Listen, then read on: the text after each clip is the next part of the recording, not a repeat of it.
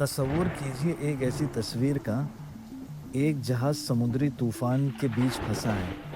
मौजें दीवारों से टकरा रही हैं और ठीक उसी जहाज के कैप्टन की सीट के लिए एक ख़ुनेश इंतकाम म्यूटाइनी शुरू हो जाए। यूएस फेडरल रिजर्व में आज कुछ ऐसे ही मंजर है। पावेल का चेयरमैन का दौर हुकूमत ख़त्म हो रहा है, लेकिन वो अपनी कुर्सी छोड़ने को तैयार नहीं। आज हम बात करेंगे उस खुफिया जंग की जो वॉशिंगटन के बंद कमरों में लड़ी जा रही है। नए कैप्टन के तौर पर केविन वॉर्श का नाम पेश किया गया है। वॉर्श कोई अनजान शख्स नहीं, वो पहले भी फेड गवर्नर रह चुके हैं, लेकिन उनका ये जॉब एप्लीकेशन किसी काबूस से कम नहीं। सेनेट में उनकी तस्दीक रुकी हुई है क्योंकि उनकी बेशुमार दौलत, उनके अजीब-व-गरीब बैंक इन्वेस्टमेंट्स और जेफरी एप्स्टीन के साथ उनके पुराने ताल्लुकात पर संगीन सवालात उठ रहे हैं। किसी भी लड़ाई को समझने के लिए पहले उसके खिलाड़ियों को समझना पड़ता है। अमेरिका की सबसे बड़ी फाइनेंशियल वॉर में दो ऐसे किरदार आमने सामने हैं जिनका बैकग्राउंड एक दूसरे से बिल्कुल अलग है। एक है द ओल्ड गार्ड जो कुर्सी छोड़ने को तैयार नहीं, और दूसरा है द वॉल स्ट्रीट पोर्टिगी जिसे हर हाल में ताकत चाहिए। आइए इनकी कुंडली खोलते हैं। खिलाड़ी नंबर 1 है पावेल। पावेल कोई आम किताबी माहिर मईशत नहीं है। ये असल में एक लॉयर और प्राइवेट इक्विटी के पुराने खिलाड़ी हैं। इन्होंने सालों तक बड़े इन्वेस्टमेंट फंड्स में काम किया है और करोड़ों डॉलर बनाए हैं। इन्हें नंबर से ज्यादा डील्स और लोगों को मनाने का तजुर्बा है। पावेल का सफर बहुत अजीब रहा है। इन्हें 2018 में पहली बार डोनाल्ड ट्रंप ने ही चेयरमैन बनाया था, लेकिन जब पावेल ने ट्रंप की बात मानने से इनकार किया तो ट्रंप इनके सबसे बड़े दुश्मन बन गए। फिर जो बाइडेन आए और उन्होंने पावेल को दोबारा चेयरमैन बना दिया। यानी एक ही शख्स को दोनों पार्टियां सपोर्ट भी करती रही हैं और नफरत भी। पावेल का एज अ चेयरमैन टर्म मई 2026 में खत्म हो रहा है, लेकिन यहाँ आता है सबसे बड़ा ट्विस्ट। फेड के रूल्स के मुताबिक वो चेयरमैन ना रहने के बावजूद एज अ गवर्नर 2028 तक अपनी कुर्सी पर बैठ सकते हैं, और पावेल ने साफ कह दिया है कि वो 2028 तक वहीं रहेंगे ताकि नए चेयरमैन वॉर्श पर नजर रख सकें। इस ऐलान ने वॉशिंगटन में एक अलग आग लगा दी है। अब बात करते हैं नए दावेदार की, केविन वॉर्श। वॉर्श एक गोल्डन बॉय रहे हैं। स्टैनफोर्ड यूनिवर्सिटी से पढ़ने और मॉर्गन स्टैनले जैसे बड़े बैंक में काम किया है। सिर्फ 35 साल की उम्र में 2006 में प्रेसिडेंट बुश ने इन्हें फेड का गवर्नर बना दिया था। ये हिस्ट्री के सबसे जवान फेड बोर्ड मेंबर्स में से एक थे। जब 2008 का फाइनेंशियल क्राइसिस आया तो वॉर्श वॉल स्ट्रीट और फेड के दरमियान एक ब्रिज का काम कर रहे थे। इनका बैकग्राउंड वॉल स्ट्रीट का था, इसलिए इन पर हमेशा से ये ठप्पा लगा रहा ये आम जनता के नहीं बल्कि बड़े बैंक्स के आदमी हैं। इनका फोकस हमेशा मार्केट्स और इन्वेस्टर्स को खुश रखने पर रहा है। ट्रंप ने वॉर्श को अपना नया चेयरमैन 17th चेयर चुना है। वॉर्श का स्टाइल एग्रेसिव है और वो इस सिस्टम को रिफॉर्म करना चाहते हैं, लेकिन क्रिटिक्स कहते हैं कि वॉर्श असल में ट्रंप के यस मैन बनकर आएंगे। वो वही करेंगे जो उन्हें व्हाइट हाउस से ऑर्डर मिलेगा। अगर सेनेट ने इन्हें पास कर दिया तो ये अगले 4 साल के लिए अमेरिका की इकोनॉमी के बॉस बन जाएंगे।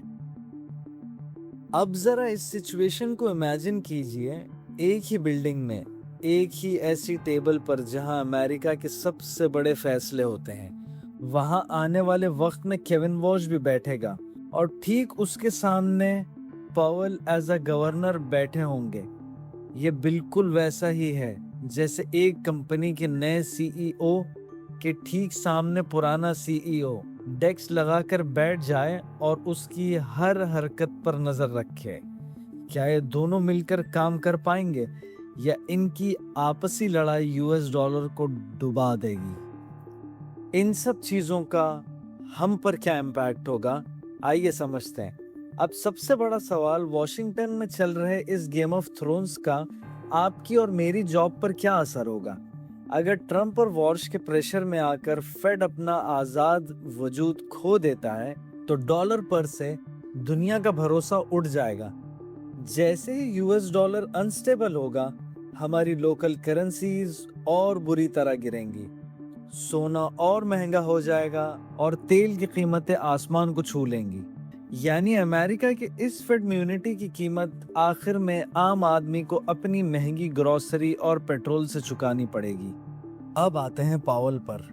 पावल जानते हैं कि उनके खिलाफ साजिशें हो रही हैं। उनका चेयरमैन का टर्म भले ही 14 दिन में ख़त्म हो जाए, लेकिन उनके पास 2028 तक एज अ गवर्नर रहने का कानूनी हक है।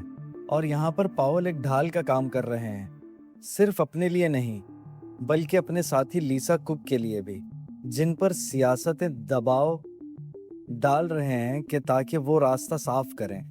पावल ने साफ कह दिया है कि जब तक उन पर लगे इल्जामात और इन्वेस्टिगेशन पूरी तरह ख़त्म नहीं होती, वो अपनी सीट से टस से मस नहीं होंगे।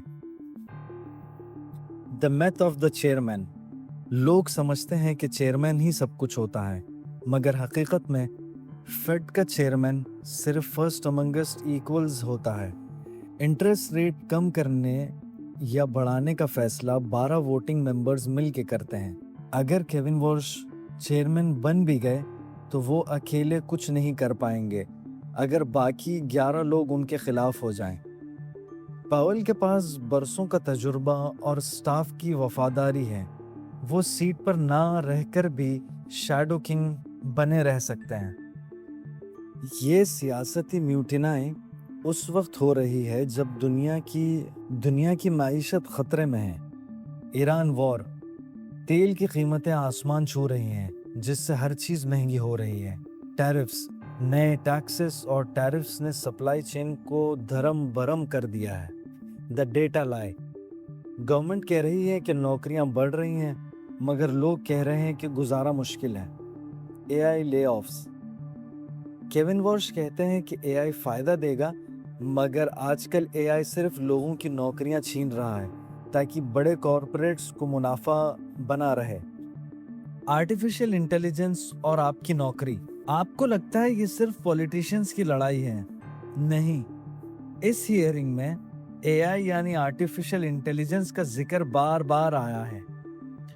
फेड का काम होता है मैक्सिमम एम्प्लॉयमेंट, ज्यादा से ज्यादा नौकरियां पैदा करना, लेकिन नए चेयरमैन को आते ही एक नए दौर का सामना करना है, जहां एआई की वजह से कंपनीज का मुनाफा तो बढ़ रहा है, लेकिन नौकरियां खत्म हो रही हैं। अगर वॉर्श या पावल इस एआई वेव को हैंडल नहीं कर पाए, तो अमेरिका ही नहीं, पूरी दुनिया में बेरोजगारी का एक ऐसा तूफान आएगा जिसे कोई बैंक नहीं रोक पाएगा।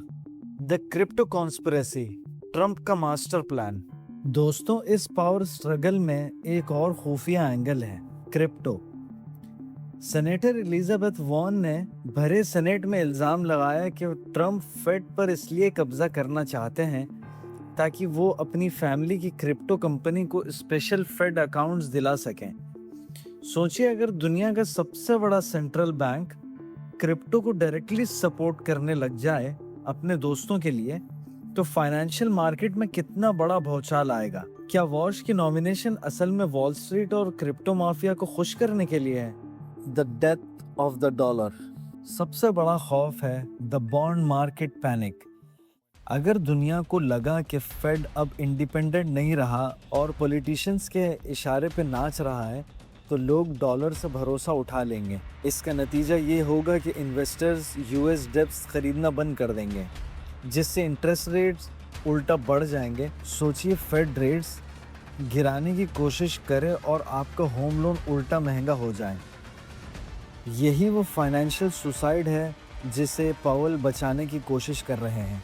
तो क्या पावल का ये अदम तहावुन सही है या केविन वॉर्श को आना ज़रूरी है? ये जंग सिर्फ वॉशिंगटन की नहीं, आपकी और हमारी बचत की है। क्या पावल को जिद छोड़ देनी चाहिए? कमेंट्स में ज़रूर लिखें। اس طرح کے مزید گہرے تجزیے کے لیے ویڈیو کو لائک کریں اور سبسکرائب کا بٹن دبانا نہ بھولیں۔ اللہ حافظ۔